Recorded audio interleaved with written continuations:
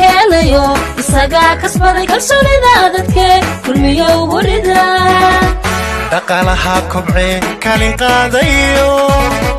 kobka horumarku kor u qaadayo kulmiyeynune kor u qaadayo kulmiyeynune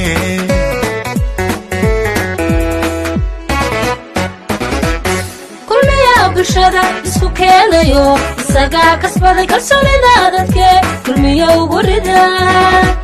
dhaqaalaha kobce kaalin qaadayo kobka horumarku kor u qaadayo kulmiyeynune kor u qaadayo kulmiyeynune